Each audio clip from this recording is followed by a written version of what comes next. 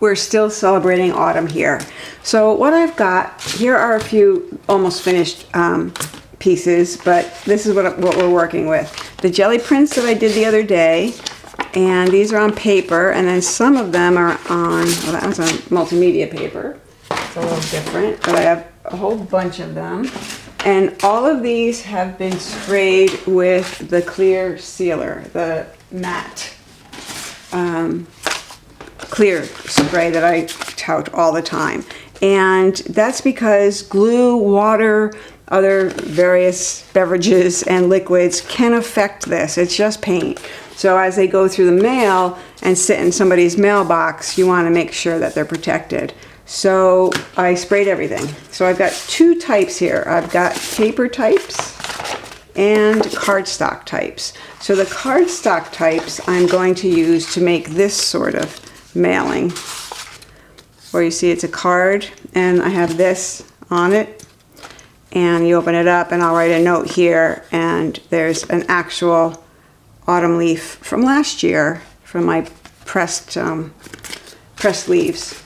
That's why you do it every year, especially on the good years, and last year was magnificent. And then this one is actually made with the cardstock, and it's heavier, and in it is just the postcard itself. Same thing, just a note, no leaf, heavier envelope. So I'll show you how to do each of them. And the first thing is, what I did is originally is I simply Gelli printed on this cardstock because I wanted something that wasn't white. I didn't want to send a card that looked like that. I was much happier when the card looked like that. So I created this. So now I know I need to trim all of these down if they're all going to be cards, and I think they are. So that means I won't show you on cardstock how to fold this, but it's the same, it's the exact same as this. The only difference is you score it first. So I do have it on video, and I think if it's clear enough, I'll share that with you. But so what I need to do is trim these down so they could become cards like this, and then I need to trim these down to remove the white. So I kind of want to decide which ones I'm using as envelopes. And I'm going to make, I don't know, maybe 4 or 5 of them today. So I'm using like this one because I think it's going to make a beautiful envelope, but it doesn't necessarily make an extraordinary print because of the puddling that happened. But on an envelope, you would never really pick up on it. So I want to stay with my palette of colors. Now this will make a beautiful envelope. That'll be an envelope. This won't necessarily look like a leaf when it's folded because it's big and graphic. Same with this. This one might, depending on where the fold was. So we'll see. But I know these definitely. And let's see. That one's kind of fun. I don't know if you can see it. I know the light is so funky. And it's got some purple in it and some different colors. So then I'd want to go and look at, okay, what do I have that goes with this for a card? That's pretty. All right, so I've got plenty here that could be envelopes. So I'm going to use those. And I'll save these for other projects. So now I am going to go and do what I said. I'm going to trim all the white off these and get them squared up so that they can become envelopes. These will be for the cards I'm going to make out of this cardstock. So I will be back with my trimmed pages. So I've trimmed down, there are only 3 here. I thought I had another one. I might have left it by the paper cutter. I've trimmed down the cardstock and the paper. So I'm going to first score this here because, as I mentioned, and perhaps covered in earlier videos, this is pretty stiff stuff and it's been painted, and I don't want it to crack if I score it and fold it as I might normally. So normally I might just put this on here and score it and then fold it like you would any card. But because, as I mentioned, the thickness of the cardstock and the paint on it, I want to first fold it that way with the design in, and then reverse fold it to get a better, cleaner crease. So here it's 9.5, so 4 3/4 would be that plus 1/8. So I could go about here. I think will be the center. It doesn't matter because I'm going to trim the card to size after it's folded. And that's also because I have a pretty exact measurement I want for my finished piece. And if I trim it to what I think is the correct size and then fold it, you have to remember that folds take up paper. So I'd actually wind up with a little bit narrower card. And not narrow in a great big way, but narrow enough that I would notice it. So now I've scored it, so I'm going to fold it once this way. And I'm going to burnish that. And now I'm going to fold it backward.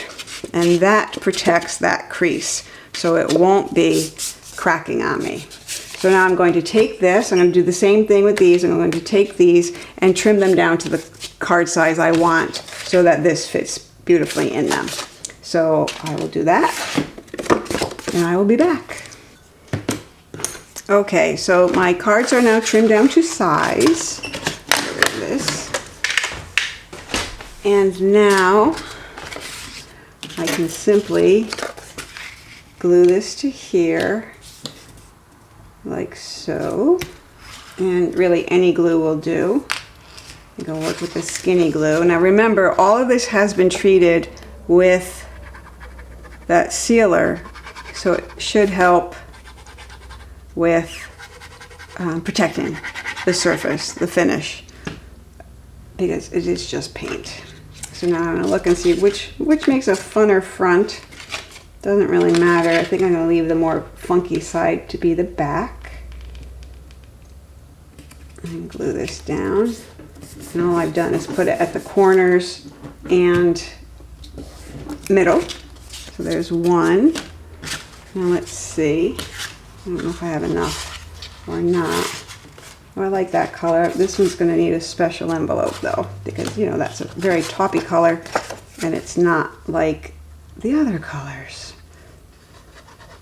So it's so much fun doing these. It's like my favorite fall activity, well, among my favorite fall activities. And since, as I mentioned in the original video, this fall, oh that's so pretty. Okay, so now I've got to decide. Oh, that could be a card on its own. I'm going to save that and just use these orange ones that were created specifically for this. But you see what I mean? That this has a beautiful, very, very subtle leaf print on both sides, so I could see that being a card by itself. So we're going to keep that. All right, so we're just using the orange ones. And again, look at which side you'd like to be. I think I'd like that to be the back. Yeah, again, this paper left some white spots, and I don't know, people, maybe you just don't want to count on that paper for much.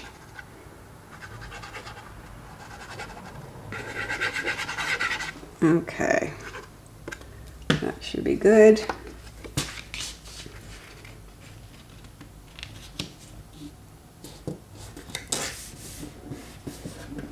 Wonderful.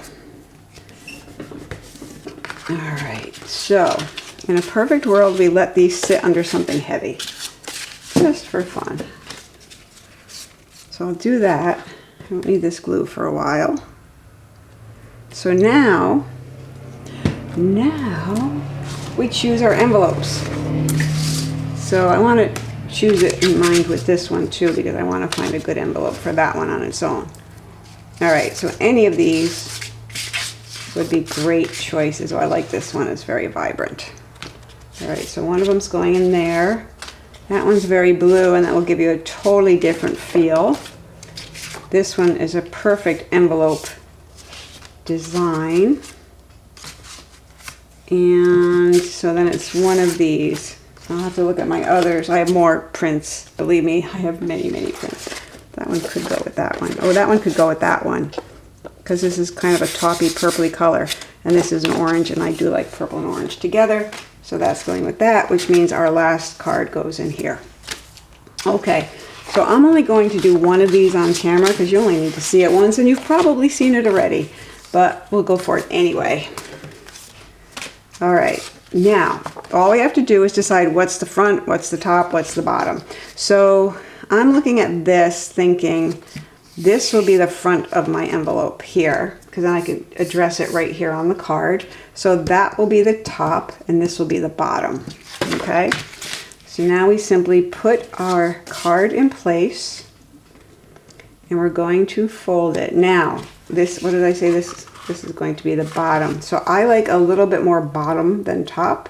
So I'm not going to center it on the page, but I'm going to nudge it up to the top. So this part is more on the bottom, but I want to make sure, you know, I might switch that around.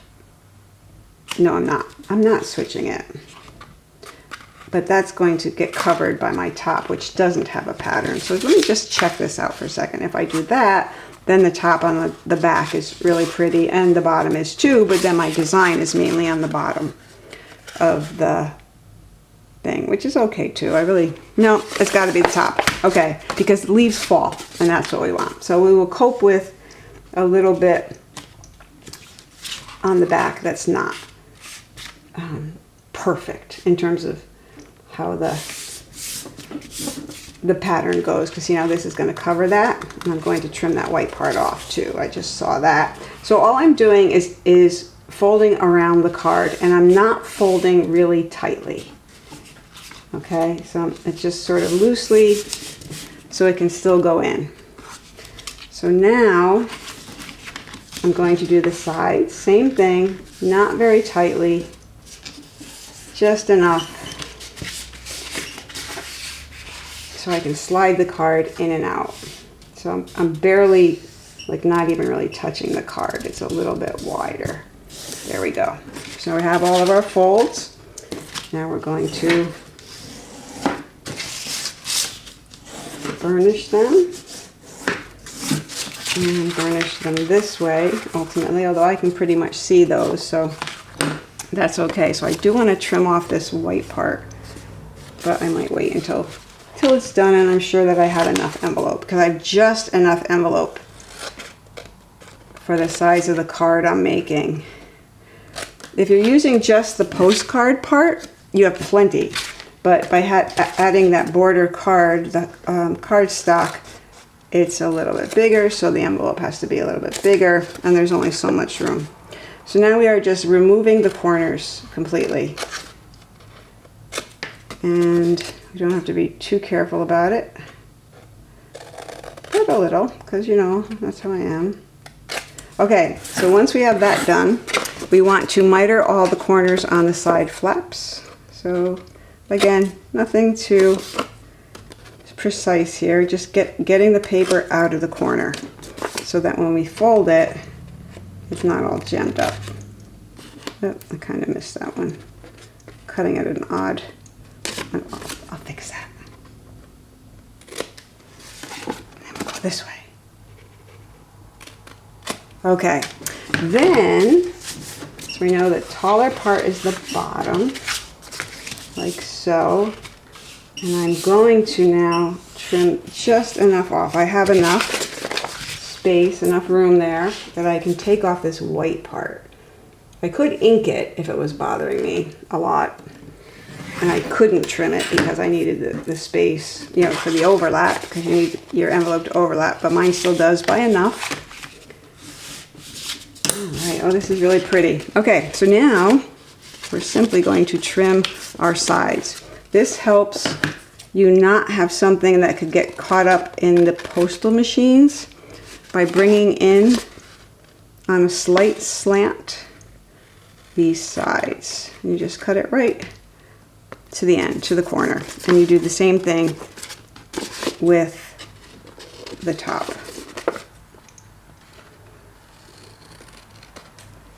And then I turn it this way. And there it is. That's it. So now we simply have to glue and insert. Well, we want to write our note. Oh, but we're going to do one other thing first as well. So now the only part you need to put glue on is this, are these two sides. So I can see that one's a little crooked. Is it going to be okay?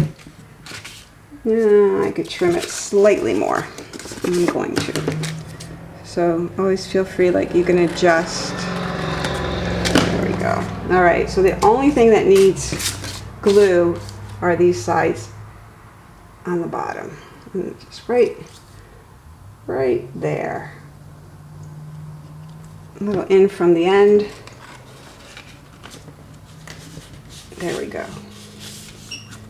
All right, done. So now what we're going to do is go into our favorite leaf book. I'll share this with you. This is one of my scrapbooks of pressed leaves, and believe me, I have tons of them. So these are tulip tree leaves. I know that it's hard to see with the glare, but I have lots of maple leaves. Those are sycamores. These are maples. Some red clover. I'm not sure what that is. I'd have to go back and look. Oh, look at that Japanese maple. That should go in a card. I forget what this is called too. It's ground ivy, I think. An oak leaf, some oak leaves. These leaves, which are amazing, and I'm going to try and Gelli print with them. And they've been eaten by Japanese beetles, and they leave just the most laciest thing, and I love that. So let me see if I can find more bright maple leaves. Here's a whole pack of them. So what I do is in the fall, especially beautiful falls like last year, in fact the previous like 3 years have been spectacular, is I gather as many as I can and I just press them. And then I have them for these types of uses. So as you saw earlier, I think I showed you this, we're just going to use a little washi tape and add a leaf here. Like so. And I'm using the sparkly yellow gold because I have that, and there's a little bit of sparkle in all of these. So if I can ever find the end, that looks like it. There we go. So if I think one will do, I'll just do one. There we go. So now I'm going to write a note here, put this in here, and into my new happy little envelope. Yep. Okay. There it is. And then, oh wait. I can add, to maintain the fall theme, I have all of these fall stamps, and I have some woodland fall stamps, so if I wanted an animal, I could do that too. Kind of like that owl. Maybe I would do that. I might put that there as after I seal it, because I'll glue this closed before I mail it, but obviously I still have to write. I could glue that there, that would be very pretty, or I could find some of these leaves. Oh, that's pretty. So there again, I mean, however you want to decorate it. These are kits, these little vintage stamps. Oh, that's pretty too. So, you know, however you'd like to decorate it, there's lots of ways you could use any sort of, or no decoration actually. It's very pretty on its own. But so that's what I'm going to do, and I hope that you had fun kind of watching this. I'm going to go now and make these cards. I'm going to make the envelopes for those, and then I'm going to write some love notes to friends and send these off. So here are the finished pieces. This one is a heavier envelope with cardstock, and so it only has a postcard inside with a leaf, which I'll remove the leaf and write a note before I actually send it to somebody, and then return the leaf on top of the note. Here's another one. This one is a full-fledged card and it has a leaf in it. I'll write a note here. So my goal this year is to not only be more grateful, but actually share my gratitude as often as I can. And by making these little notes, I can send them to people just to cheer up their day and brighten their day. And that's what I'm suggesting we all do. I mean, it really makes such a huge difference when somebody gets something in the mail that's not a bill and lets them know you were thinking of them. So that's all for now. Go create, be awesome. Oh, wait, one last thing. I am making this image available to my Ko-fi membership subscribers. So if you are a member at any tier, you can go over and download this. It comes in a couple of different colors, and you can use it in your own projects, cards, or journals. I mean, it would make a really cute pocket, wouldn't it? So I just wanted to mention that. And if you're not a member, you might want to pop over and find out more about the program, because it's a way in which you can support me and I support you with lots of free digitals throughout the month, and discounts and information that's exclusive only to SparkBird Nest members. So I just thought I'd let you know that, and I'll see you next time.